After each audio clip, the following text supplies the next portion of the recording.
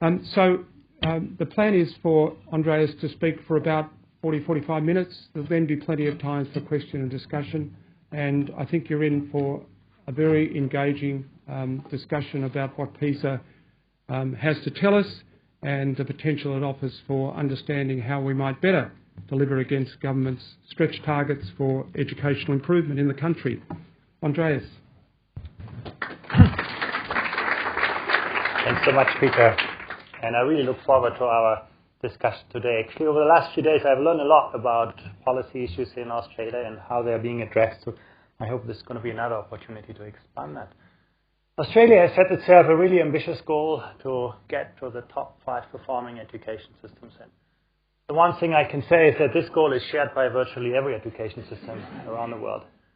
And I was given the difficult task to sort of reflect on, what Australia might do to get there. That's actually a real challenge, I think. You're much better positioned to do that than I am. But what I can do is to talk about those education systems that actually are there today and how they've got there, and then what one might learn from that. And the first thing I wanted to show is give you a taste of the pace of change that we're seeing around the world in education. And I'm going to do that in the field of higher education where sort of dynamics are stronger.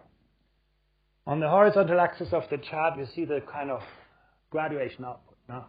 Success rate of universities in getting people to good degrees. On the vertical axis, you see the spending per student by each country. And the size of the dot shows you where the money comes from. The larger the dot, the greater share is coming from private sources, sort of the more sustainable funding for higher education might be. And what you can see on the chart here is the United States #1 in terms of getting lots of people to graduate. #1 in investing lots of money into each student, and #1 in mobilizing a lot of resources from the private sector. The only thing I didn't say so far that this was in 1995. And if you look at the very same picture in the year 2000, you could see it looked already very different. What was the frontier for actually several decades is now being sort of surpassed by some countries. In the year 2000, UK actually had, and if you look in 2001, it was actually Australia. #1 in terms of graduation output in the field of higher education. Mind you, a lot of those are international graduates. If you subtract them, it looks less favorable, but still very, very good. But the world didn't stop there. You could actually see 2002, 2003, 2004, 2005, 2006, 2007, 2008, 9, 10. Now, basically, what you can see is that in the course of a very few years, every education system has improved. Everybody's got better. But some systems have become a lot faster, better than others. And that's why the relative standing of countries has changed quite dramatically. Australia is still in a very good position on that. But, there are a lot of education systems now with similar graduation rates. If you ask yourselves, what happened to the United States #1 in 1995, actually, you can see that. They started out from there. And while everybody got more people to graduate, the United States become just more and more expensive. Also, it's a story. We could talk about it for a long time. I mean, there are risks in certain types of strategies, but the bottom line of this is just the pace of change varies enormously across countries. Everybody's moving forward, but staying ahead is harder than actually moving on that. And you can see the same thing actually on the school outcomes. So when you look at PISA outcomes, the top 5 performers today, we're going to see them in a moment. Not many of them were at that point 10, 15 years ago. Is it going to continue? Our estimation is yes, because the returns to investment in education are very, very high for individuals. We talk about $150,000 that you get out on average for completing a better qualification. And the public returns, better qualified people end up paying more taxes. That's also adding a lot of money to and that also is about $100,000 on top of that. So basically, what this data suggests is both governments and individuals are likely to reap those returns and continue their investment in education. So we're going to see that kind of trend. Let's have a look at school education coming to our PISA results. Just a brief words about PISA. We started at the end of the 90s, and then since then PISA has expanded continuously, and we now have a fairly good picture of quality of learning outcomes in the world economy today. I mean, those nations that contribute in large shares to the world economy are quite well covered. I must say in China and India, the picture is still quite patchy. We have only sort of provincial data so far. But it's getting better. At least in China, I think we're working closely to get a comprehensive coverage there. One thing that is interesting and important about PISA is actually that it doesn't limit itself to just looking whether students can reproduce what they have learned, but it puts a lot of emphasis to assess to what students can actually make sense out of what they learn. And that's very much modeled on skill demand in the world economy today. One of the things that we see is that the modern world doesn't pay you for what you know. It pays you for what you can do with what you know. And that's a really big difference, and that's the emphasis we put in this assessment as well. And then we collect a lot of data on the background of students and schools from the students themselves. It's actually the most reliable source, from parents, from principals, system leaders, and this idea of triangulation that actually has made PISA very powerful. The one number to keep in mind is that today we're able to account for 85% of the performance variation of schools around the industrialized world. It's the kind of data that we collect. That doesn't mean that we understand sort of cause and effect really well. We're well on many of those things. But it does mean that we have actually pinned down much of the kind of factors associated with success. This is just sort of on the rationale for this. I mean, this shows you just the evolution of skill demand, over the last decades. You can see basically it generally seen a decline in the demand for routine manual labor because those jobs got automated, outsourced, and so on. Non-routine manual work is sort of also declined, but flattening out. There are certain types of jobs that are just very hard to get away now. You can't outsource your addresser. You can't digitize many kinds of jobs. So basically, that's what you expect. But the steepest decline in the skill demand in countries, and we have data for several countries now, is actually in the area of routine cognitive skills. The kind of things that are easiest to teach, the kind of things that are easiest to test, are the ones that are losing currency most rapidly. The increases in skill demand are on what we call non-routine analytic skills and non-routine interactive skills, social skills. That's also why in PISA we are moving towards assessing those. It's a real challenge. It's very hard to assess how people interact and how productively people interact. That's going to happen for the first time in 2015. I can't show you any data on that, but we're working on that. This is just sort of, we have to, when we look at some of the cities, you see Shanghai, you see Hong Kong doing really well, but if you look at cities in other countries, they're also doing well. For example, the city of Warsaw in Poland does as well as Hong Kong, and often we forget that. Cities in general are favored in most countries, not in all. You can see here in the United States, in the UK, in Belgium, and so on, where it's the other way around. Large cities sort of are at a disadvantage. But in most countries, sort of, cities are doing, relatively speaking, better. And I just ask you to keep that in mind. Sometimes we look at this data from small city-states, we think they're great, but actually we find lots of exceptions to this. Canada also does as well as Shanghai, well, close to that. And that sort of brings me to the next question: what can 15-year-olds do on the PISA test? This is a picture you've probably seen in one or the other way, just lining up countries on a scale. Green are the countries doing really well by OECD standards. Yellow is so-so, OECD average, and red is below that. And if you look at the top performers, you can see it starts with Shanghai in China, Finland in Europe, Canada in North America are sort of top performing systems. Australia is also doing well. When you read the newspapers in Australia, you always get the impression education is in deep crisis. But in fact, in relative terms, Australia comes out quite favorably on the OECD comparisons. Good to better, and there's a lot of room for improvement, and but it's doing quite well.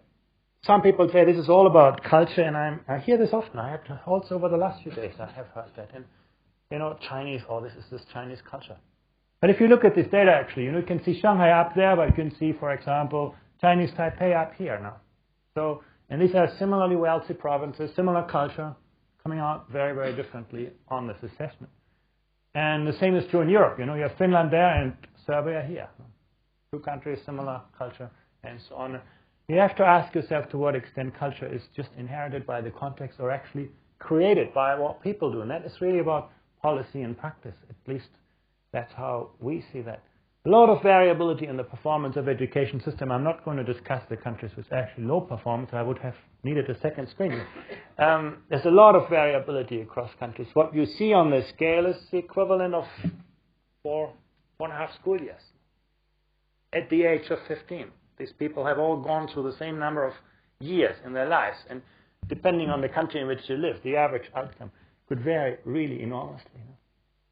I want to bring in a second dimension, and that's equity, I think quite relevant in the Australian discourse.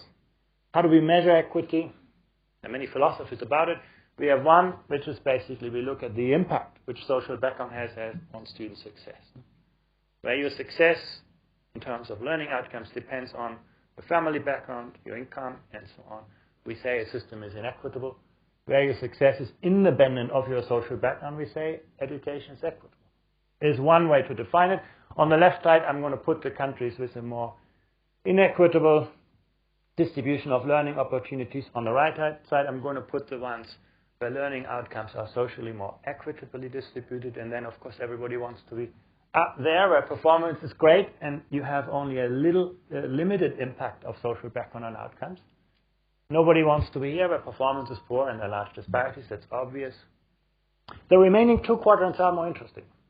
Is there a trade-off between quality and equity? I've heard that over the last few days here as well. If we have a more inclusive education system, is it going to be a risk for the high performance of the system? If we have more stratification, we're going to serve different groups better.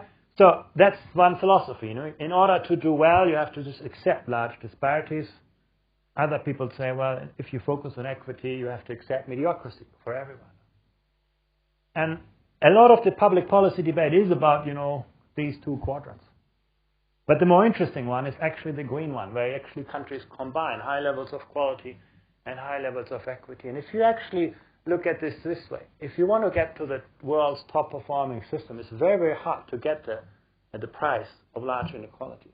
There's no education system at the very top that actually doesn't do well for children from all social backgrounds.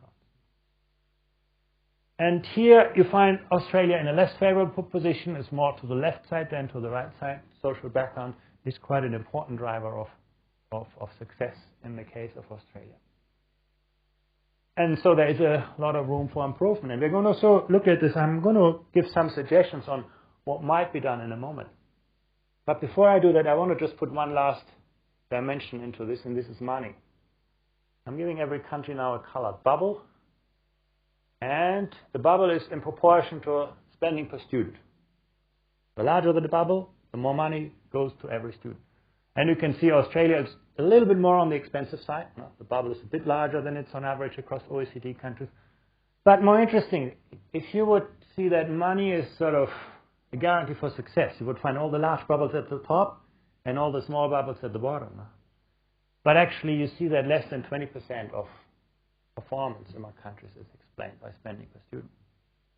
Luxembourg, the most expensive education system, doesn't come out particularly well.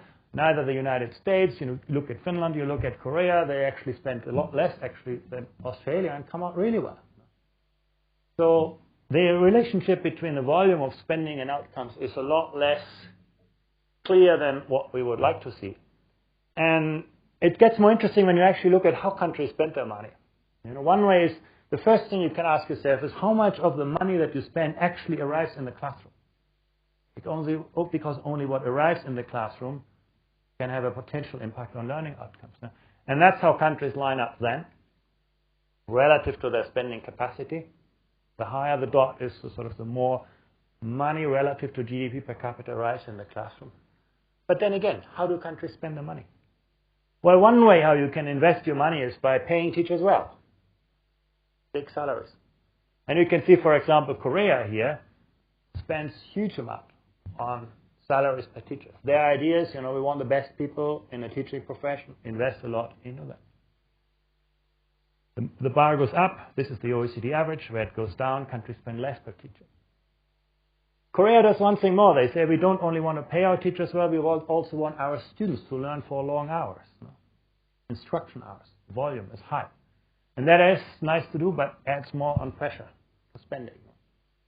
And then Korea does a third thing. They say we don't want our teachers only to teach. We want also enough time for teachers, what we call non-teaching working time, where teachers collaborate, where teachers prepare lessons, evaluate lessons, work with parents, and so on. It's, again, nice to say, expensive to do, and that's exactly what you can see. The bar goes even further up for Korea. And now you ask yourself, how can they do that? This is what they actually spend, but this is what the bill is they would get from those factors. Well, I think the obvious answer is class size. No? Basically, Korea saves by having very large classes. They put their bets on good teachers, learning conditions, and pay for that with large classes. If you go to the next country, that's Luxembourg here. Spending is exactly where it is for Korea. But Luxembourg spends its money very differently. In Luxembourg, parents like small classes, teachers like small classes, policymakers like small classes. So you can actually see that's what's driven up costs enormously. But even Luxembourg can spend its money only once. So the price for this has been actually little instruction time for students. School days are short.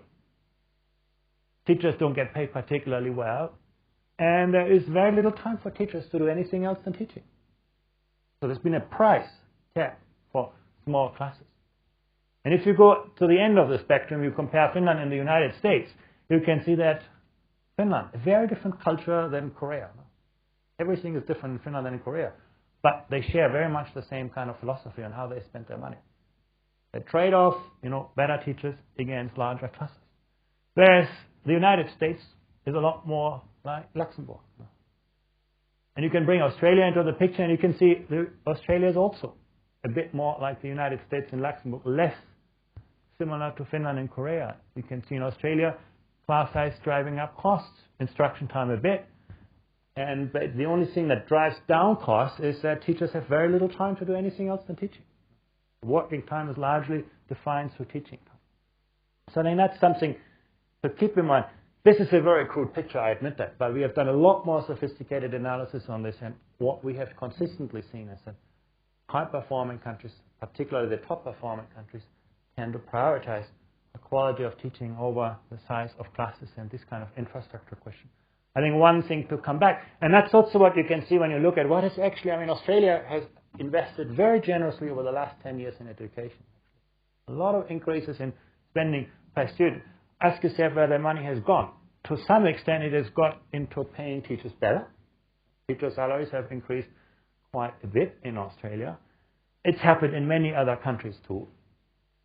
But it's also, I think it's good to pay teachers well. It's important to pay teachers well. But it's also a bit of a worrying trend, because if you look in other professions, why do people get more money?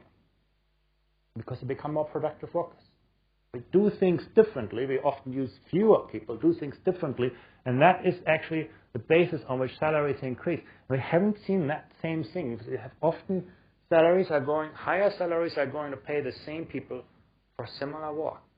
So the expected productivity increase in terms of the money being spent, the hope of raising outcomes is not necessarily justified. Then you have instruction time, that didn't change in Australia. Teaching time, also not very much. The other factor that has driven up costs is reductions in class size. So that's actually the story that comes from looking at spending patterns over time, and that's the bill you get for that, the red dot. Some countries it's even higher. Look at what happened to Spain and Portugal, and they actually are in deep trouble these days. They had a lot of money in a short time, put it all on those kind of things, and now you tell the parents, we're going to cut your salary, or the teachers to cut your salary, and the parents will have you in a larger class. It's going to be very, very difficult. This is just sort of a picture on where Australia stands in terms of teacher salaries. So not overpaid. They're earning as much as other people with tertiary qualifications get. That's sort of where the line is here. But it's pretty close to that, and better than in many other countries. Not as well as the Koreans, as I showed you, but that's where things stand. Going back to this is a picture in 2009. Let's go backwards to the year 2000. It's a very long time ago. The year, I think, before the iPod was invented. This is how the picture looked like then. Now, the dots were a lot smaller. We spent about 40% less per student. Smaller dots.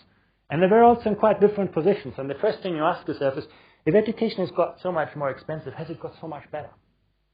It's very difficult to answer because, the trajectory between investments and outcomes is often very, very long. Invest money on early childhood education today, that's not going to be visible in the PISA results for another decade. But at least sort of look at that. I mean, one interesting country is Korea. It's the red dot over there. When they heard about PISA 2000, everybody said, oh, they're in the green quadrant. What a great country.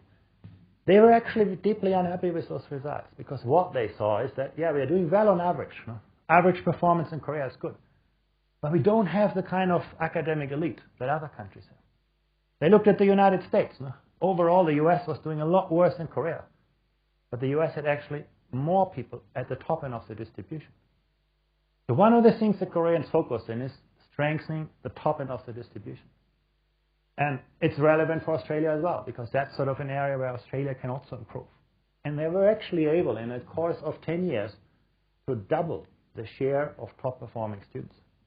Shows you actually, with an effort, you can do that. You can see that in the results. They moved upwards because the top end of the distribution pulled the average higher. But you can also see if you only focus on your best-performing students, you're likely to advantage social privilege, and you can see equity moving backwards. Now, that's why they move leftwards. But, that's what they wanted to do. That's where they felt that major weakness was, and they addressed it successfully. Chile, you would have had to place here, and they were moved up there. Virtually 1 year's worth increase in student performance. Poland, very, very impressive reforms. The dot remains small, sort of not about money. It was largely about restructuring the school system, closing sort of dead ends in the school systems that trap children from disadvantaged backgrounds. And they were actually to reduce between school variability from over 50% to 17% among 15-year-olds. Really very impressive outcomes. And a lot of people feared, if we move towards a more inclusive system, is it going to damage top performers? That's always the fear associated with this. Well, the interesting thing is in the case of Poland, you've seen a reduction at the low end, which is what you expect, but you've also seen an increase at the top end of the distribution. Much harder to explain, Why should inclusiveness benefit people at the top end of the distribution? We can only sort of make assumptions about this or hypotheses about it, but one is that the system actually was drawing on a much broader range of talent. Children from disadvantaged backgrounds had much better chances. You can see Portugal, another country moving upwards and rightwards. Very dramatic reforms in there. This was largely about, the main thing they did was actually close many of their very small rural schools, which is very hard to do, Usually we grow up with this assumption that every village has this sort of church, its graveyard, its school, and so on, and they actually took the schools out. A lot of protests about this, but at the end of the day, these were unsustainable schools, often had only one teacher. By bringing students into a more credible, high-quality environment, they're actually giving them better life chances. At least that's one explanation for the kind of rapid moves that we see.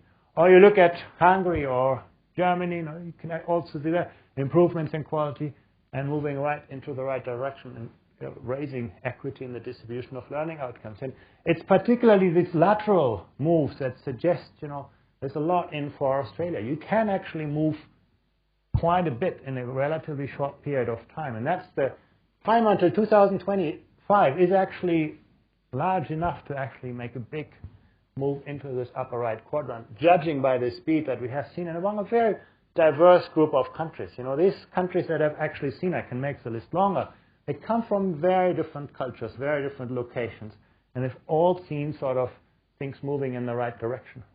What happened to Australia was a slight dip in performance, and that has been largely due because of a loss at the top end of the distribution. And that's actually very interesting. The one thing that has consistently happened in Australia is that an increase in stratification through many, many different forms. Public-private schools, programs, all those kind of things, and yet the share of top performers has declined quite markedly. I think a big challenge for Australia to address the gap, because you can also look at this in productivity terms. The people at the top end of the distribution are a big part of your economic success in most economies, high-wage economies. They matter about 6 to 7. Our data from adult skills survey suggests that they matter about 6 to 7 times as much as the average worker. So I think it's a very important issue to address. Last point. It's about learning in the classroom. When Japan saw the results in 2000, and they were also great, no? High-performing country, they're also deeply unhappy.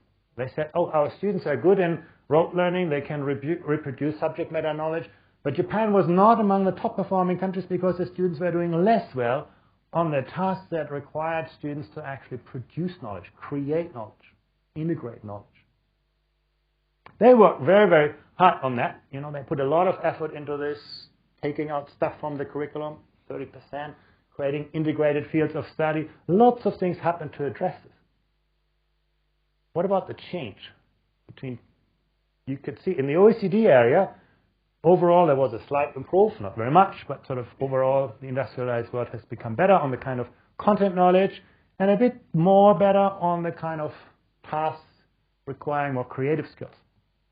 So in a sense, the world has moved in the right direction. But if you look at Japan, you can actually see they made huge progress in actually addressing this weakness they perceived in the year 2000. The reason I'm showing you this is because this is not about structural change, the kind of things that are easy to do politically. This is about changes in learning in the classroom.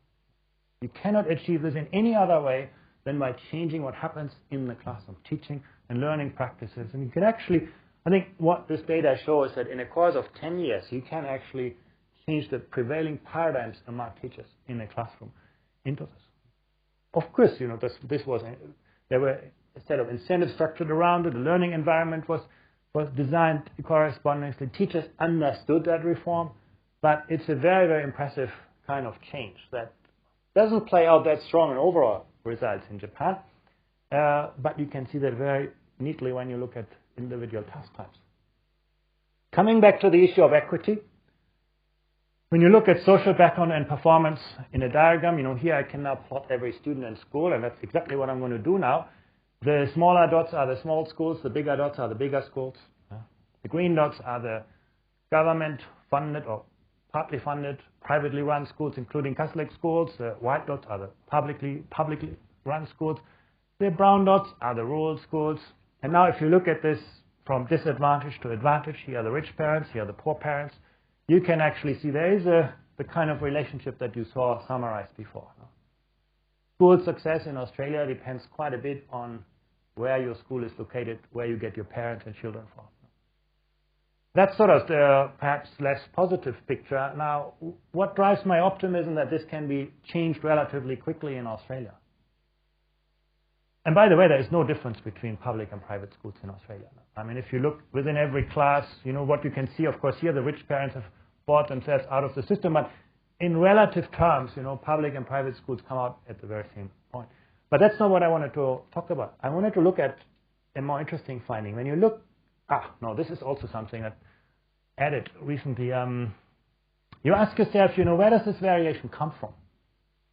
Some people say it's all parents. You know, if you have disadvantaged parents, of course the children will do less well because the parents will not read to their children, they will not spend time with them, and so on. But that gradient is the yellow line. It's much flatter than what you see. You cannot explain the Australian results by looking just at the relationship between parental background and student performance. You can only explain the Australian results when you look at what comes to the aggregate social intake of a school. That's what's driving performance in Australia. And that's actually putting you at great risk because that sends a very powerful message to parents. That tells parents, you know, if you are a middle-class, average-income family, where are you going to put your child? Not necessarily where your child is in terms of its talent, but you put your child with children who come from a more privileged socioeconomic intake. The chance of your child succeeding there is a lot higher. And that sort of increases the sort of centrifugal forces in the education system. If I do the same diagram in Finland, for example, the yellow line is where the Australian yellow line is. Finnish parents are no different from Australian parents in the sense that the more privileged background drives better outcomes. But the blue line in Finland is absolutely flat. That is, the education system does not reinforce social disparities, but in fact moderates them. And the good thing is, through public policy, you can hardly move the yellow line. You can't make poor parents rich and so on. But you can actually move the blue line. And we're going to talk about what is behind it. Very, very important finding. You can actually make that blue line flat, and in that case, it doesn't actually matter anymore how your system is structured. But what I really wanted to say is what is also very encouraging, that makes sort of me optimistic that Australia can actually address those challenges, is the variability in school performance that you see among schools in a similar social environment. These are all schools in poor neighborhoods. And you can actually see some of them do better than the OECD average, and some are doing worse than sort of the worst performing OECD country. A lot of variability among similar schools. And you see the same thing among the rich neighborhoods. Some schools doing really well, others doing less well. The gradient is steep for Australia, but it's not very predictive. There are a lot of exceptions to this. And if you would only move, you could draw the line of the 75th percentile around here, what the best schools in any group show is achievable. If you would only move every school to that line, make every school as good as the top 25% schools in each of the segments, you would have already well surpassed your target for 2025. So that actually shows the scope for policy intervention is actually very, very clear. If all those schools would fall on a straight line, we see that in some countries, it would be much, much harder to do anything about it. But I think this is actually a quite encouraging overall picture. Now, what have we seen statistically behind success? We can do multivariate, multi-level models, and you can see things that are pretty obvious. Discipline is a good predictor for school outcomes. Nobody would sort of contest it. It's very intuitive, comes out clearly in the data. It's something where Australia can become better. In relative terms, disciplinary climate in Australian schools is not so good. Teacher-student relationships is a good predictor. It's something where Australia just does generally well. Students report that your teachers care about them, and so on. Parental pressure is another indicator, or parental expectations, more positively said, is a good predictor for learning outcomes. As is teacher behavior, as reported through students. Actually, we ask students and principals and to some extent parents about teacher behavior, and we found actually what the students tell us is actually by far the best predictor of what actually happens and what in terms of outcomes. So all of them are really good predictors. Dealing with diversity, grade repetition is sort of generally a negative thing for students, for schools, for systems, for equity. It's not so important for Australia. The rate of grade repetition is below the OECD average. Prevalence of tracking, or streaming as you call it, is not so clear at the system level, but clearly associated with larger social disparities. Getting rid of students, that's a very interesting factor. Now, you would imagine if I can expel students from my school, I would get rid of the lowest performing students and my average should increase. No? Not what you see in general terms. The higher the rate of expulsions, the lower performance at the school level and obviously at the system level. And it's also something that tends to reinforce social disparities. Ability grouping, if you do it for some school subjects, can be a positive thing. As soon as you do it for everything, as soon as you sort students, it comes out negatively. I think what all of these variables together tells you, the more opportunities you give schools to pass problems to someone else, the greater the impact of social background on performance. The more, for example, grade repetition.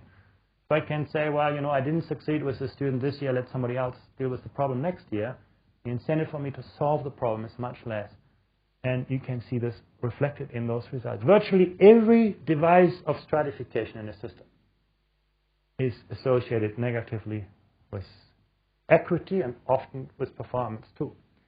When you look at standards and accountability, the simple fact of having a national exam is a good predictor for success, or in your case a state exam, that doesn't matter.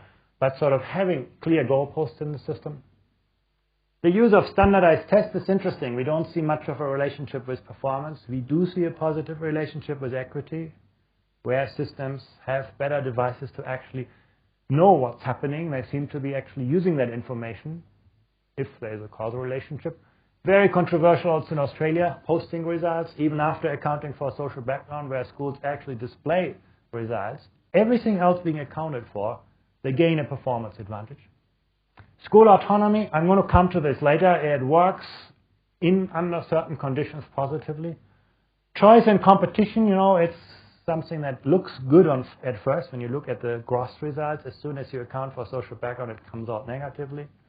And it clearly comes out negatively in terms of equity. Private schools, same story. Actually for Australia, you don't see much of a difference. And then the resource issues we already talked about. So we can actually identify a fair amount of, or explain a fair amount of variability among performance with factors like this. Overall, 85% of the performance variation among schools. Let's sort of look at what Australia might learn from the top performers.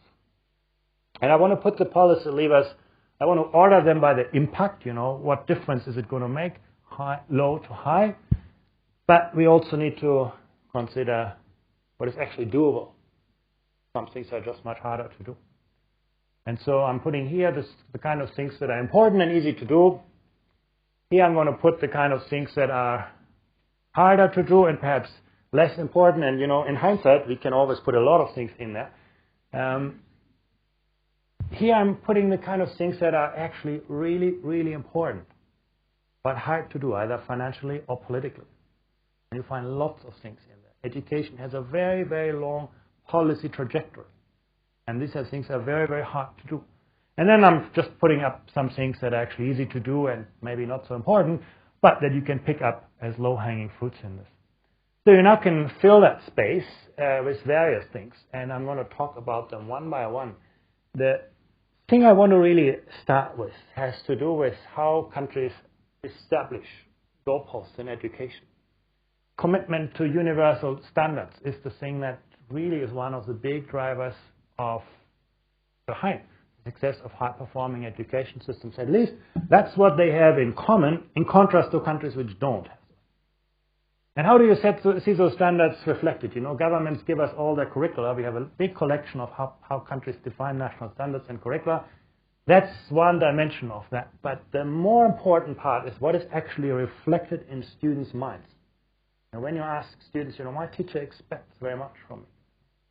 All of those things tell you a lot about the expectations being placed in students, whether these expectations are similar for high and low performing students, similar for students from disadvantaged and advantaged backgrounds. And what we can actually see is that in high performing systems, these standards are very, very ambitious. The education systems believes that every student can succeed. And they are universal. Now, how do I know that the education believes that every student can succeed? How do I know that empirically? One question that we ask students is very simple. We ask them, what makes you successful in a subject like mathematics? And you have students, the United States was #1, who tell you it's all about talent. If I'm not born as a genius in mathematics, I better study something else. So I can't do anything about it. If you ask the same question to students in Japan, 9 out of 10 Japanese tell you, it depends on me. If I'm going to invest in effort, I know my teachers are going to help me, and I'm going to be successful. So in one case, the education system has conveyed to the students, this is just a big sorting machine. You come out somewhere and hope for the best. In the other education system, the system has conveyed to the student, you can actually make the difference.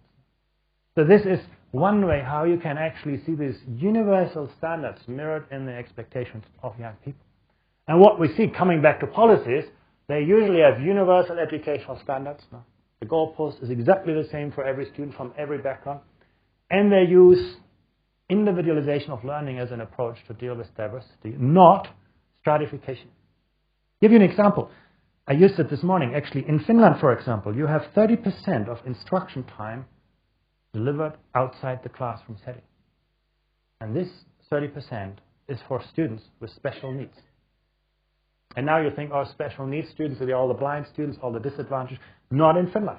In Finland, you can become, or you are likely to become a special needs student if you are particularly talented as well. Every student, or most students during his or her career, will at one point become a special needs student, where the education system wants to make an additional investment. This is how they address heterogeneity, but there's no tracking, no streaming, no stratification in there. Quite different to my country, Germany, for example, where people believe, you can figure out at the age of 10, they divide students actually virtually at the age of 10 in two groups. One is that, you did well on this test. We're going to put you in an academic track and you're going to become a knowledge worker.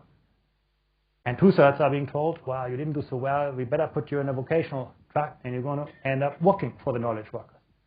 That's kind of a very strong sort of philosophy in there, deeply rooted in this. The other part is clear articulation, who is responsible for student success and for whom. Give you an example. In Sweden, for example, at the end of the school year, you get your school grades. But also, your teacher is going to sit together with you and with your parents to figure out, what you wanted to do, what you did do, what you achieved, what you didn't achieve. And basically review and establish goals for the next year, which are again going to be reviewed the year after. A very strong culture of student-parent-teacher dialogues. And the only golden rule in those dialogues is that you're not allowed to complain about somebody else. As a teacher, you're not allowed to complain about the student. As a parent, you're not allowed to complain about the teacher. Everybody has to figure out, what can I do to make things better? This is sort of the culture behind it. Very, very strong culture of accountability in that sense. First thing. And you can see, this is just a piece of data to illustrate what I just said. But more or less, the degree of stratification in an education system, green are the more inclusive systems, red are the more kind of stratified systems. The red ones are coming out now. Yeah. You can actually see this not so clear vertically, but pretty clear on the horizontal side. Now, the degrees of stratification relate very closely to the impact which social background has on learning outcomes. But that's just sort of the numbers around what I already said. Gateways, instructional system. This is actually one thing. I put the universal achievement, it's something that's very, very important, but not so easy to do because it's really something that needs to get to all stakeholders. Gateways, instructional systems is really easy to do because that's basically what governments do really well. Designing curricula, designing standards, and they are important. Basically, what you can see is there are very clear, ambitious goals. There are good instructional systems. There's not only an educational standard and a curriculum, but a clear explanation of how does it actually translate into student and teacher practices.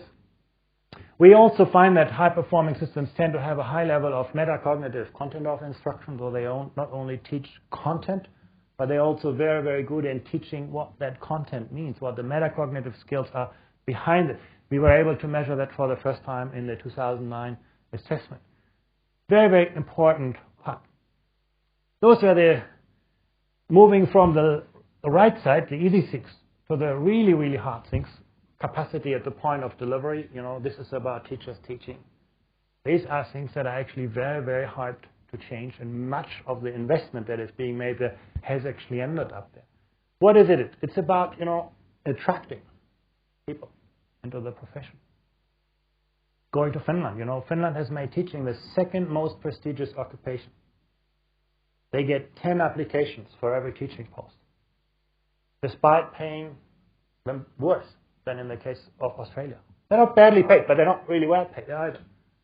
What makes the profession so attractive is that you work as a truly knowledge worker. You work with your peers. You are involved in curriculum development. You are part of the education system. You have a lot of time devoted to basically working with colleagues and colleagues in other schools. There's a lot of sort of issues around it. Instructional leadership. If you are a school principal in Finland, you spend 2/3 of your time in your school as a school leader. That's very, very important. But you spend 1/3 of your time as a system leader at the municipality, working with other principals, working as being responsible for the development of the system overall, sharing knowledge and practice. Does it matter? One of the interesting, actually the most interesting data point on Finland is not its high overall performance. It's the fact that only 5% of the performance variation lies between schools. Every school succeeds. No variability in school performance. And this is a geographically hugely diverse country. And you go to the north of Finland, to the south, they have very little in common. But you can see basically in the school system, they have succeeded to moderate performance to a very, very high extent. Keeping teaching an attractive profession, very, very important as well. I spoke with Pasi Salberg, an expert in Finland, about what he believes makes teaching so effective, attractive, and I hope I can get his video to explain it himself. Teaching profession in Finland has always been popular, and this is what I hear in many other countries, that teaching used to be a very popular profession among young people. I think the good question is that how Finland has been able to maintain teaching in a school as something that attracts young people. And I think that what distinguishes our schools from the many other schools that we have been able to keep teaching profession firstly intellectually attractive and interesting for teachers. In other words, that our teachers, they feel that they can use the knowledge and skills that they learn in teacher education fully. They have a role in curriculum planning and design. They have a very important role in assessing students' performance. Yeah, you go to the other part of the world, Singapore, a very similar vision about... Let me describe the philosophy behind our curriculum. First of all, we prepare a teacher to be first a teacher of the learner, number one, and number two, to be a good teacher of the subject. So the essential foundation is that a good teacher must first of all be very passionate and clear about how to help people learn and how people learn best. And you see, the point I want to make is that according to our analysis, the quality of the teaching profession, the nature of the teaching profession is perhaps less shaped by, working hours, salaries, classes, and so on, and more shaped by the work organization that is behind the teaching profession. The image of the teaching profession is very much created by the way in which teachers work and are embedded in the system. Continued professional development, another very, very important dimension. Most high-performing systems make a very significant investment into not only getting their teachers into the profession, but actually continuing developing them. Singapore, 100 hours of professional development every year. Shanghai, 240 hours in the first 3 years. Heavy investment, basically, to get people inducted into the profession, but also to continue to support them. And why do I say this here? Because this is one of the things that Australian teachers have told us in our survey, that they feel really left alone. They feel they don't get the feedback. They feel that they do not feel, what are my strengths and weaknesses, that when they get feedback, it's not related to professional improvement or to kind of other types of consequences. So I think it's one of the things that actually is really worth to look at it. And again, if you think about how Finnish teachers are educated, for example, they are, on the one hand, is a heavy emphasis on theory. Every Finnish teacher has to finish a research-based master's thesis in university. And now you ask me, well, why do they want them to do a master's research thesis? And the answer is because they want people to remain knowledge workers. They want people actually to move the education systems forward throughout their career. But at the very same time, there's a strong emphasis on practice. I told you, 10 applicants, 1 succeeds to get the post. Where do people fail? Not to enter into the academic program, but in the second year when they're in school. That's actually the tough test of truth, where you're evaluated by peers, by a principal, and have to get sort of through to become sort of a successful applicant for the teaching profession. I asked an English teacher in Finland to explain that, and this is what she said to this. So the teacher trainees need to have a certain amount of years of their subject learned at the university before they can enter the teacher training program. Teacher training for subject teachers lasts for a year. And so initially they start with theory. They are at the university for some weeks. Then they come to us for a period of orientation where they meet their mentor teachers and they get to see the classrooms.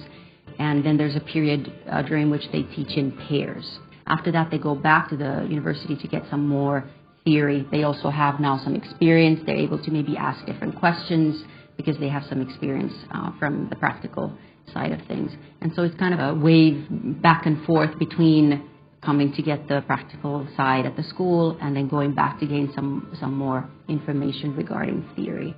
It's interesting. Now, they don't mix up the things, theory and practice in one institution, but they let the schools do what the schools are doing best, providing the practical experience, and they let the universities do what they do best, providing them with the theoretical background. Here you can see that reflected simply in incidents of professional development. You can see what do people actually do.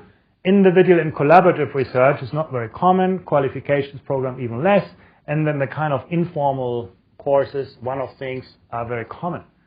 When we ask teachers what actually is going to make a difference for you in the classroom, you could see a very different picture.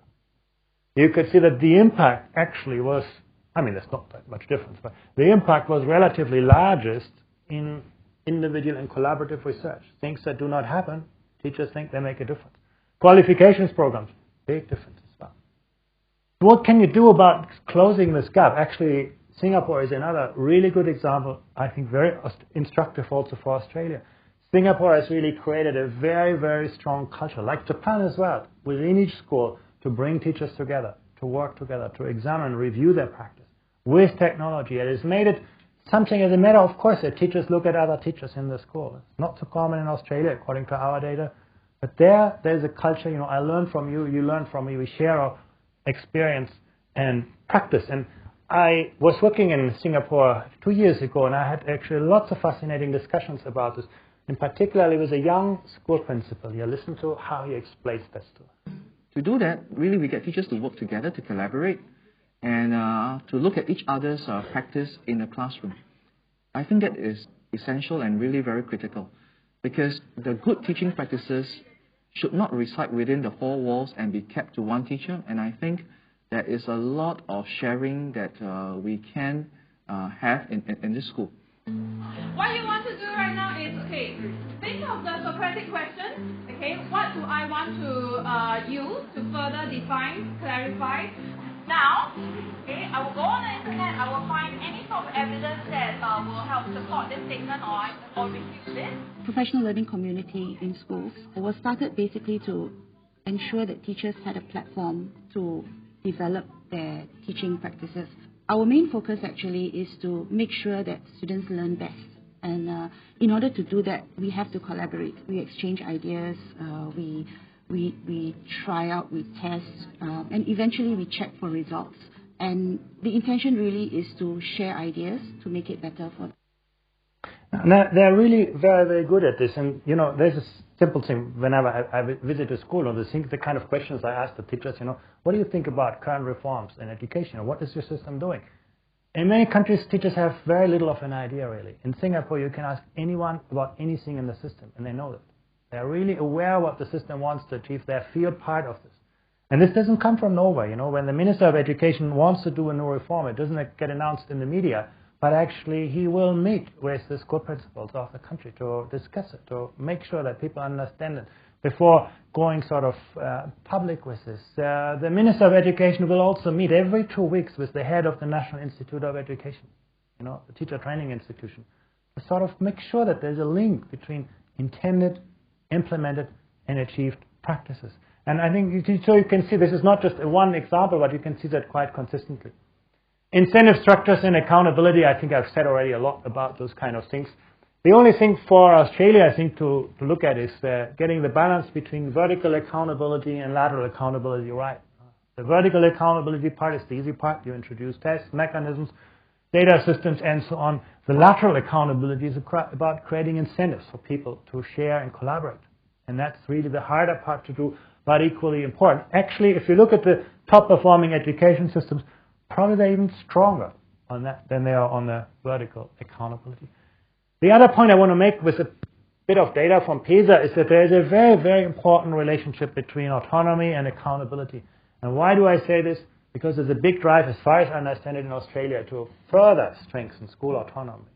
You know, Australia is already pretty much at the top of the league on that measure. If you look at basically what decisions public schools can make in Australia, we don't get much further across the world. Maybe, you know, a couple of countries, but the Netherlands, Belgium, Finland maybe, but schools in Australia have a fair degree of autonomy. But I want to point out the relationship, and unfortunately I used the word of accountability. We used it in our report, but we don't mean, you know, just doing testing. We mean basically creating this kind of knowledge-rich environment where schools know what other schools are doing. So we look at different dimensions of knowledge sharing. And if you have a system in which that is well established, if you have a system where schools know what other schools are doing, you actually see that school autonomy is a good thing. You know, it's associated with better performance. But if you move to a system that doesn't have that kind of framework, it actually works the other way around. You can actually see that the worst performing schools, on average, across OECD countries are the ones with a high degree of autonomy, working in isolation. without a system of accountability. So, this is where, as Australia puts greater emphasis on this dimension, you need to actually make sure that that other part isn't lost. In one way, the stronger your schools, the stronger your education systems needs to be. The stronger the management of information, the management of knowledge needs to be. Knowledge is very sticky. It's very, very hard to get it out of the schools to other schools, to create networks of innovation, sharing experience. It's really something that we have seen in many, many countries. I'm going to skip that. Resources where they yield most is another issue, I think, where Australia can improve. And I put this more to the right because I really believe that there are many devices that can be deployed quickly and effectively. There are many, many good examples for how countries have aligned resources with the challenges. And it has to do with things like career paths. Attracting the most talented teachers into the most challenging classrooms means that you have to create incentives that make it a privilege, and maybe also something that pays better if you take on tougher classes. It also is about effective spending choices. The country that has done that most impressively is actually Shanghai in China. The reason I'm saying this, in the year 2003, when we had first data for Shanghai, it was an average performer. The data were very patchy by then. We don't use them in our reports, but if you look at them face value, an average performer. And what was more interesting, the variability between schools was very, very large. In 2009, variability was smaller, performance was at the top, as you could see that. One of the things that they have done really, really well is to create incentives for teachers and principals to go to the tougher classrooms and tougher schools. If you're a vice principal in a high-performing school in Shanghai, and one day you say, I want to become a principal, the Education Bureau, the ministry there, tells you, you can do that. But first show us that you can turn around a low-performing school, or two. So they pair high and low-performing schools very, very systematically. And the same for a teacher. They have 4 stages in a teacher career. You want to move to one, to the next, to the third, to the fourth. You've got to actually demonstrate that you can improve things. And many teachers are proud that they have spent 1-2 years in a rural school. Because, this is how I became whatever a status 2 or 3 teacher. The challenges are tied around those kind of things. And in fact, I went to Shanghai to actually record this. And I had a personal experience. I went to a school twice. In 2003, it was a school in Pudong, one of these districts around the airport where people don't have houses to live in, really, really poor conditions, living conditions. And I visited the school, and I visited the same school later on. And you could actually see a remarkable change and it doesn't take a lot of people. It takes a principal, and the good thing is when you move as a principal, they don't let you do this alone. They allow you actually to take 4 or 5 teachers from your previous school with you. You actually have a critical mass of resources to effect that change. And 2 years seems to be enough to make a real difference. Listen to how they explain that.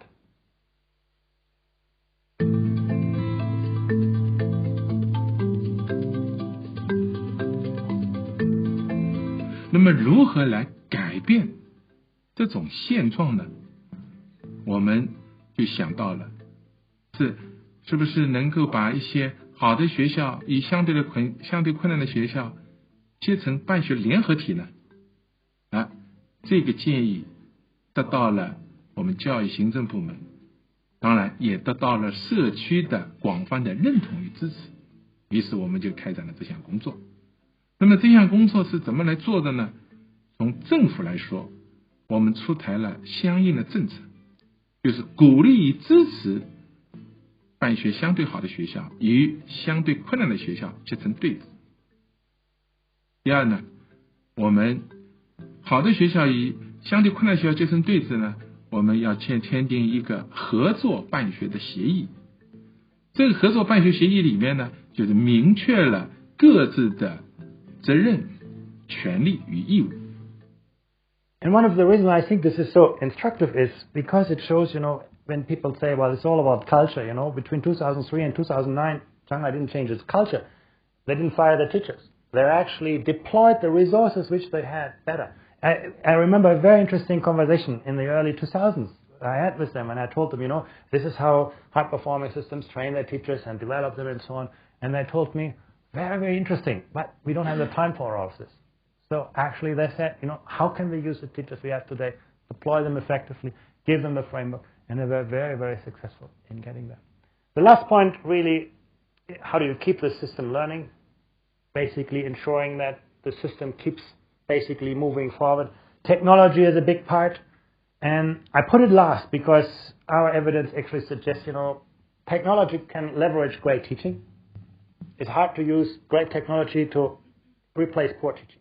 Actually, you find very, very few examples for that. But, Singapore is a very, very good example. You see this wonderful classroom, a lot of technology, very well paid teachers, and then the education system costs half of what Australia costs. And you ask yourself, how can they do that? And it is largely because they have made this choice. They get great people, a great infrastructure, and then very many people in the same classroom. And technology is one thing they use actually to personalize learning there. Have a look at how they do that. So we look at technology very meaningfully, and we see how can we leverage this technology to make a very significant impact in the classroom instruction. I'll give you an example. In a classroom of 40, it is really impossible to get 40 students to ask 40 questions at one go. When we use the instant messaging tool, we open 40 windows to 40 kids. They could ask 40 questions at the same time, and the teacher could see their thinking on the technology tool that they use. And kids get more excited because they are using the tools that they are very, very good in using, not just the pen and the pencil. Right, everything consolidated on one PowerPoint slide. Use the main thing as a skeleton, then you add on to the different parts. Okay? A lot of our younger teachers are coming in. They're a lot more savvy in the use of information communication technology tools. And I see them teaching the more senior teachers how to use those tools effectively. And of course, all of this depends on, doing things coherently across the whole area of the system, making sure that what you do today is consistent with what you're going to do tomorrow. Coherence of policies over time, and it's the biggest challenge in the field of education. Of course, there's so many intervening variables, so many political priorities, and so on. But it's clearly one of the aspects. Again, you go to countries as different as Canada, Finland, or Singapore, or Shanghai, and you find that same pattern. They know where they are today, they know where they want to be in 20 years' time, and they get there very, very consistently. Consistency of implementation, fidelity of implementation, very, very important attributes. And one of the regions that is really remarkable on this is the province of Ontario in Canada. They actually went from a very traditional system, very confrontational government and unions and all of those kind of things, to one where they actually effected real changes in the way the system operates. And I interviewed Dalton McGuinty, the premier of the province, on who was actually, the interesting thing was the change came right from the top, through every layer of the system. And this is how he explains the success.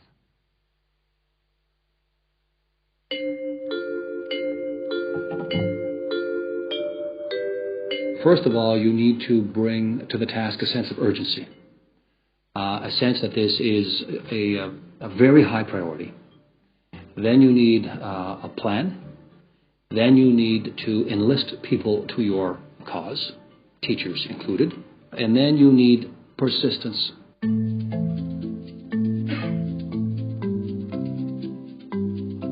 Well, close to 4 out of 10 Ontario students are immigrants. So we have a student population that is extremely rich in its diversity. We need to deal with that diversity. And so it's not seen as a barrier, it's seen as an opportunity and a challenge. And I think one of the ways in which we've done that is by ensuring that we provide more supports and more resources in meaningful ways to schools that are more challenged. So we can identify the proportion of children living in poverty in a particular school population. We can identify the proportion of children who come to school without either English or French as their first language. And then we can work with that school and that school district to provide additional resources and to build additional capacity in the teaching staff and in the leadership of those schools and districts to assist them in meeting the needs of those children.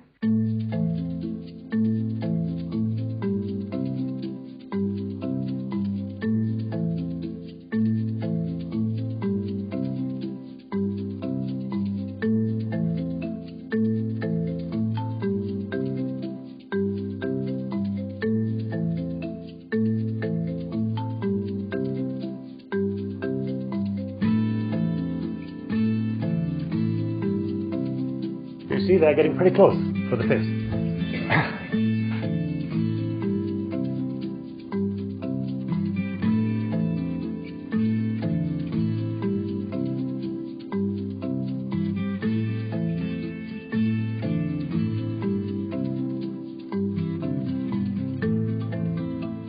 Good, and that's really all I wanted to share with you. Thank you very much.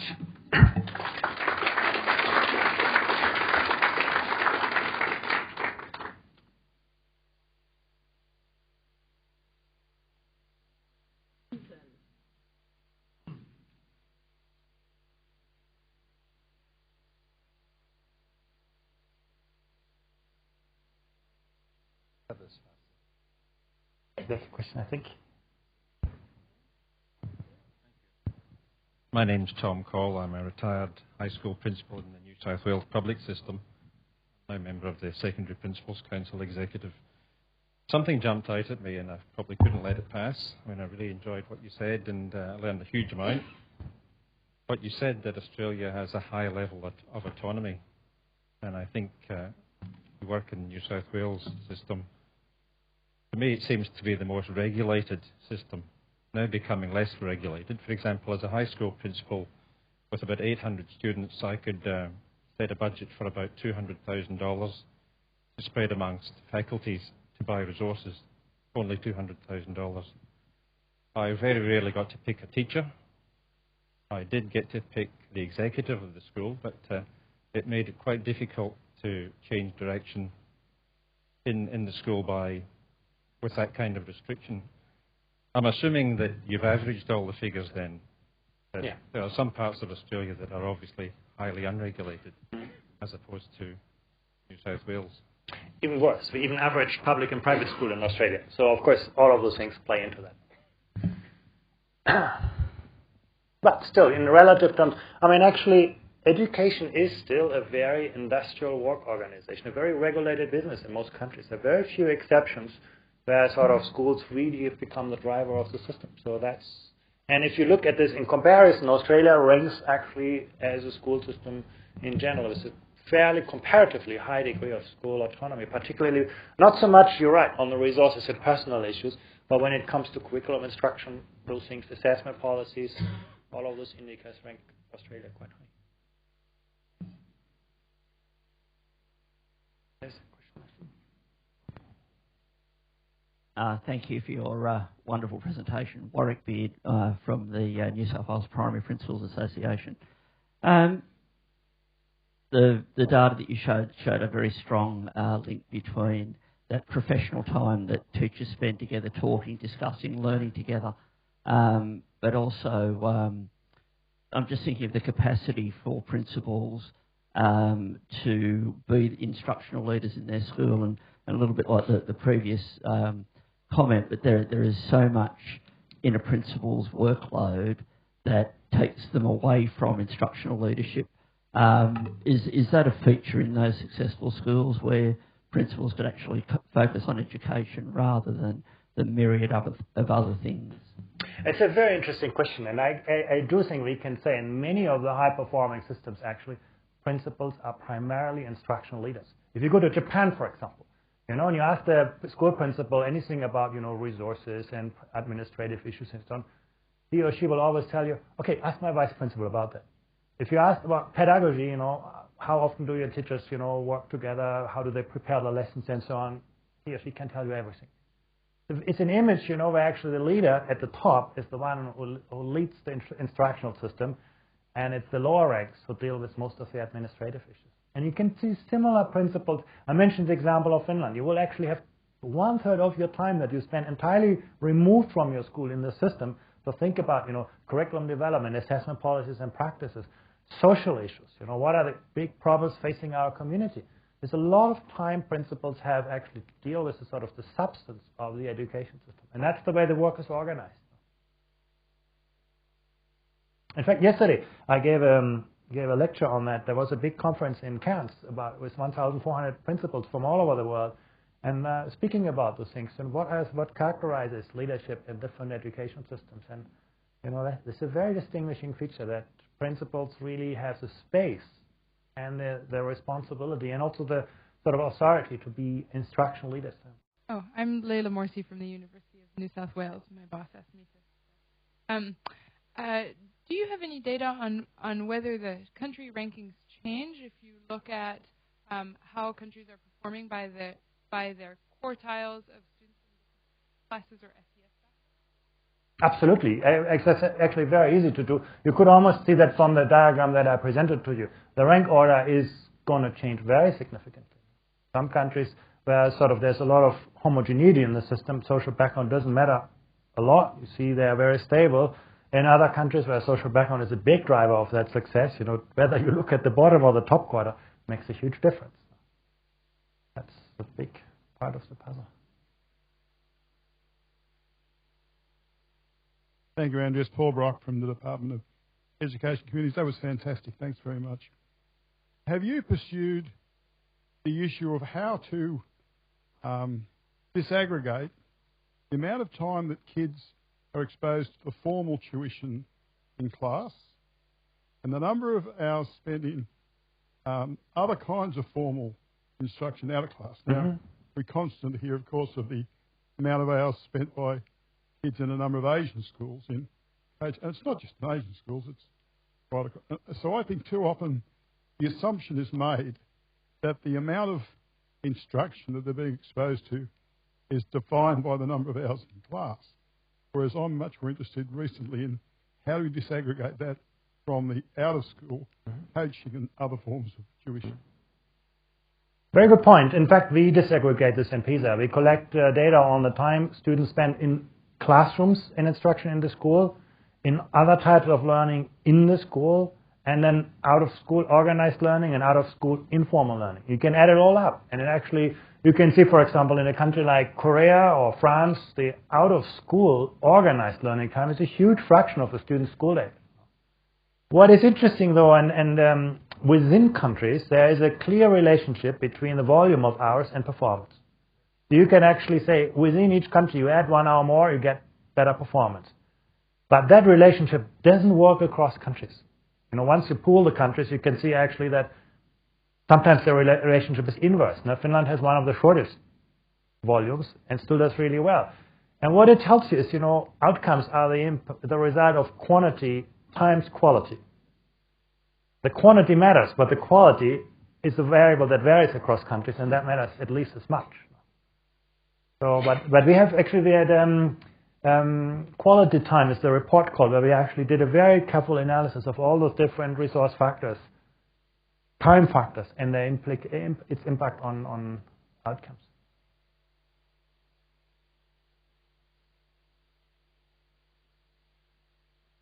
Thanks, Andreas. Rob Randall from ACARA. I actually want to just replay or rewind your presentation. I can't do that, so I'm going to ask if you could just maybe restate something. And it goes to the point about accountability. So a comment firstly, I think accountabilities are really interesting, even in Australia, what people mean by accountability. But you talked about in that 2x2 table there, you talked about accountability and autonomy. And you, I'd like you to restate, to make sure I heard it properly, that the challenge for us as we increase the autonomy, but manage the accountability. And you explained what you meant by accountability, which I think is a bit different maybe from how we sometimes hear it. So do you mind just replaying that little bit of your explanation? Yeah, sure. First of all, on the concept of accountability, we don't only look at vertical accountability mechanisms like testing and sort of administrative accountability. We also look at issues of lateral accountability. How often do teachers work with other teachers? How often do principals work with other principals? Basically, what systems there are in place for knowledge mobilization and knowledge sharing. But we then put this all together, and we can basically say that in systems with a more established accountability culture, school autonomy is a positive thing. It interacts positively in relation to outcomes. In a system without an established accountability culture, school autonomy seems to be associated with poorer performance. The worst performing group of schools internationally are the highly autonomous schools that are operating in isolation, really. And in the case of Australia, actually, school autonomy, as I said, comparatively, of course, the private schools are added in here, very well established. Accountability is really just emerging. Now, if you think but in particular, the culture of public accountability isn't really well established. You have My School and these kind of devices now. This is sort of the beginning of that. But it's still, if you ask a principal, for example, what do you know about the performance in your neighboring school? I wonder to what extent they really have a good idea about the relative performance. The external Yeah. ability to Right. also the Yeah. internal. Yeah. And I think both dimensions are really crucial for, and that different philosophies about it. You go to the Nordic countries in Europe, they put more emphasis on lateral accountability, less on vertical. You go to the English-speaking world, there tends to be more emphasis on vertical accountability, and it's not so clear in our analysis. What is. You can almost use any of those indicators, and they tell you the same story. So but it's the interplay. Having a robust system of knowledge management in the system. And I would even think in the case of Australia, the one big challenge I see is that most of the 2/3 of the performance variation is actually within schools, not between schools. And that actually tells you it's the diagnostic capacity of the system in the school. How do teachers actually know who's falling behind? How do they intervene? Who is responsible for student success? Who's going to see whether progress is being made? Sort of the accountability is not just lining up schools on a league table. That's very easy to do. It's really about within each school to establish a culture. We know where there is underperformance. We have the capacity and the mechanisms to intervene. And that kind of diagnostic power is really, really central. In a country where the overall variation in performance is large in Australia. And as opposed to what many believe, it's not primarily lying between states or between schools, but within schools. Chris Davison, Head of the School of Education at UNSW, University of New South Wales. I wanted to come back to a question that was asked earlier. It seems to me one of the peculiarities of the PISA is the comparisons between unlike systems. So you're comparing, for example, Singapore and Hong Kong. Hong Kong's 600 secondary schools, 150 outside school, 450 within the system. Singapore much smaller again. One would argue that, of course, they're going to have a lower investment per head when you're talking about a city-state.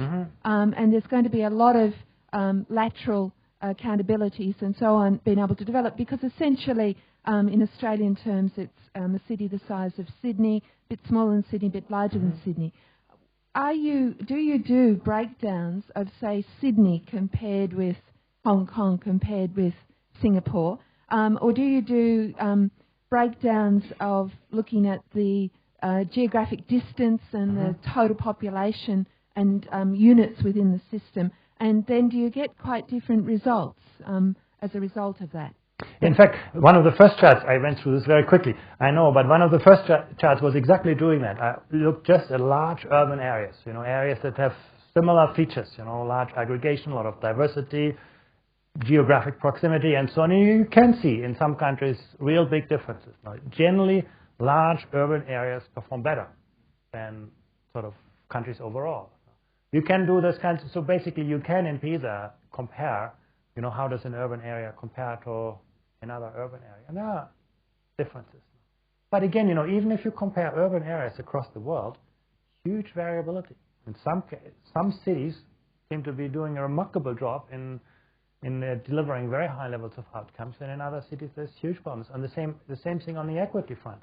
In some cities you have a rather equitable distribution of learning outcomes despite diverse populations, and in others the gradient is steep.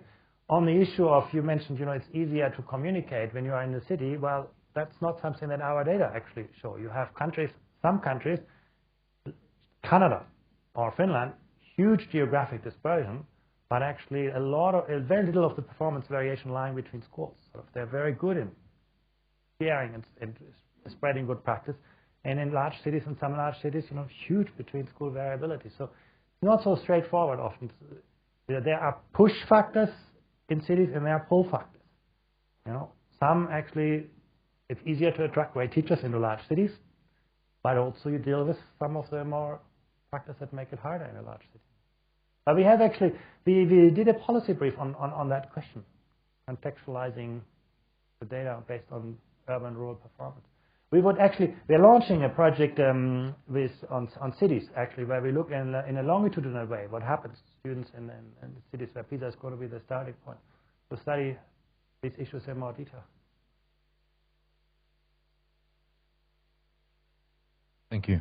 Thank you very much for your presentation. Peter Orbison, President of New South Wales Council of Deans of Education, Head of Teacher Education at UTS.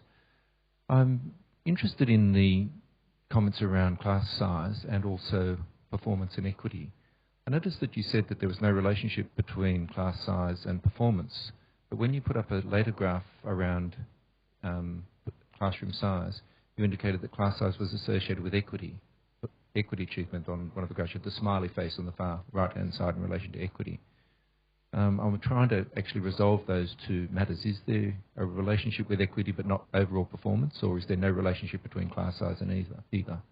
Yeah, the relationship is in the smiley faces diagram. It was not class size, it was student-staff ratio, and there you can see a slight relationship, positive relationship between having more favorable student-staff ratios and a more equitable distribution of learning opportunities.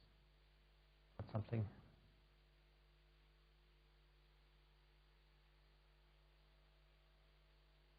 Thanks. Leanne Gibbs from Community Childcare Cooperative.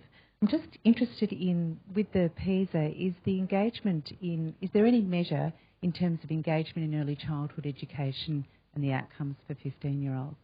Yeah, in fact there is. We have a very interesting study that actually compares the performance of students with different levels of early childhood education exposure. Unfortunately, we do not have measures on the quality of early childhood education. We only have measures on volume, time spent. But even that is a very good predictor for performance at age 15. You know, it's something that you can see in the results of 15-year-olds, whether they report to have participated in early childhood education and care. So it's a fairly strong predictor. I mean, much stronger than we would have anticipated. You talked about sort of 2 years of early childhood education. You can see in 1.5 years in math performance, even if the children didn't learn math in early childhood education. So it has an impact. Why did I not talk about it so much in the case of Australia? Because actually Australia, in fact, it's quite similar in the sense with England also, that children in primary schools do, relatively speaking, better than in secondary schools. So you can't explain that with early childhood education. Early childhood education clearly is still something lacking in large parts of Australia. And our data show low participation rate, relatively low investment, and all of those kinds of things. Even though I know that has changed in recent years, but if you look at sort of the kind of data that we have, very low. But you know, if that would be all of the explanation, you would find that reflected in later. And I would think sort of what our data rather suggests is that Australia does well at the beginning and then sort of progress is more modest as students grow older. So I would think if you look at the performance trajectory, probably a large part of the challenge is more in secondary middle school years than at the beginning. But that's sort of, it doesn't come to mind as one of the predictors where you would imagine this would change the Australian picture. What we also don't see, I mean, while we see an average performance gain, one has to be very careful. You know, early childhood policies are usually geared around equity-related agendas and help disadvantaged children. If you look at the PISA data, you actually see the opposite. Early childhood education tends to reinforce inequalities. And that must be to do with quality. So better of parents knowing where the better early childhood education opportunities are and capitalizing on them. That's an hypothesis. But we actually see no benefit in equity terms on that. We see an overall shift, but it's actually a bigger benefit for the more wealthier parents in most countries. Eric?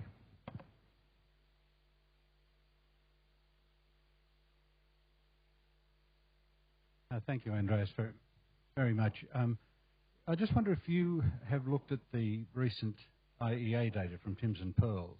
It may be too much to ask you to reflect on Australia's results in that compared with PISA, but the story was quite interesting. Timms, which Pearls, of course, for us was only elementary, primary school. The results in Timms in maths and science pretty much align with the results in PISA in terms of ranking. Mm-hmm. Fifth, sixth in better in science than in maths, of course, as shown by the PISA results too. But at the primary level, very much worse. So Australia's ranking in the 20s in the primary school level, but has closed the gap by mid-secondary. which just sounded to me the opposite of what you were just saying. Yeah, I've been actually looking at an analysis that looked at different Australian states, and it was on Australian data. And I think, if I recall correctly, only ACT was one where you could actually see the performance gap growing. In New South Wales and in Victoria, it went the other way around. That's an analysis that I was shown. I didn't look at the PIMS. Oh, they wouldn't have been IEA. That might have been NAPLAN. Or something. Yeah, it must have been the NAPLAN results. No, the IEA results are quite interesting for us to think about, and I don't yet know what they mean, really. But that, I mean, in a sense, that's what you would like to see, you know, that there's actually progress being made, so that children are picked up and actually accelerated. That's a the interesting question is, why are our primary schools so bad? Yeah. Well, which actually comes back to, if that's relatively speaking the case, I don't know this data set, that would make an argument for early childhood education stronger now. Yeah, you know, it's very hard to judge because there's, of course, also the issue that this varies by states. So this is something very, very complex in the case of Australia. Still, overall, I would say that the Australian system is probably weaker than the average OECD system, and the schools are probably stronger than average. When you look at the distribution of decision-making responsibilities, we have data on 26, 27 variables, and that's sort of the overall picture that emerges, that sort of states and the federal level have relatively fewer levers to actually work on, and schools have sort of more discretion on it. It's compared with other countries, you know. That's the overall picture that we see. And what our analysis really is, the stronger your schools, the more means of intervention you actually need. Basically, intervention needs to be inverse in proportion to success. Picking up, you know, who's going to succeed in building capacity. Those are the things that really matter. And the story from Ontario is really powerful because in the course of 10 years, they've actually made a real difference on that. They basically build a stronger system and also spread out the capacity. They had actually resources placed on almost every school to actually link the ministry with what's happening in schools. And that's been a very powerful experience on that. Overall, distribution of decision-making portrays Australia rather as sort of government at different levels has less of an influence, schools more than you see in other countries. We take one more question. Susie Riddell from Social Ventures Australia. You mentioned at the beginning that most of the countries around the world want to be in the top 5. I think we can safely assume that the ones in the top 5 aren't being complacent. Do you have some thoughts you could share about what those top performing countries are focusing on at the moment to keep themselves in the top 5 and keep pushing the ceiling, if you like? Very interesting question. In fact, first of all, the movement we have seen in the last 10 years has been equally spread. You know, some poor-performing countries like Chile have moved up, some high-performing countries like Korea have moved up. So everybody's moving forward or at different levels of what's the policy agenda. In fact, you know, the kind of structural issues that we have discussed here much have been more or less sorted out in many of these systems. They're very much focusing on like 21st century skills. What are the new pedagogies that you need? Intelligent use of technology, professionalizing teaching. Sort of those are the big issues driving the agenda in high-performing systems. If you look, for example, I've been absolutely fascinated. You go to some of the, this is also actually an interesting experience. The way they do reforms in Shanghai is not that sort of they have a big reform idea and then they say, well, everybody's going to do this now. They actually have an idea. They're going to select a set of pilot schools. They're actually trying that. And then they ask those pilot schools themselves to replicate the reforms in partner schools. And only when you succeed with this, it's going to be scaled. So there's a very systematic effort to reform. But there's also a lot of emphasis on research. You know, I went to a couple of those reform schools. You find a whole floor as a psychology department in those kind of schools, now, where they actually figure out, you know, what impact does it actually have on students' learning and so on. And I was once was led around by a small child speaking perfectly English, telling me, well, you know, tomorrow we go to the magic room. And then I asked him, oh, what makes this room so magic? And the answer was, well, you know, we're working there. Our teachers are not there, but our teachers know what we're doing. So, but I mean, there's a lot of sort of pedagogical research done in the schools, piloted, experimented, and scaled. Those are the real big issues driving the reform agenda. 21st century skills, I don't think anybody has found the answer to that, but everybody's working on that. Well, look, that's been an absolutely brilliant afternoon, really stimulating, fantastic presentation. Andreas, thank you so much for the time, for the coherence, the capacity and point of delivery. I could go through all of those. I think that's a good summary of your presentation. Thank you as well to everybody who's here.